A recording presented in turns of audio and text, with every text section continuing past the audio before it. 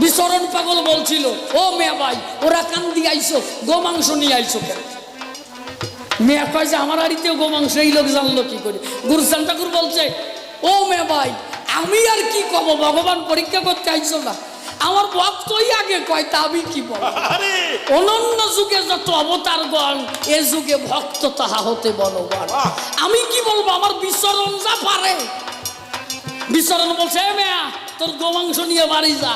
গুরুচান ঠাকুর বলছে, ও বিচরণ আগে বাড়ি খেদালি 3 করি মতু হবে কেন? ওরে মতুয়া বানাবা না। কাজে বাবা কি করবো?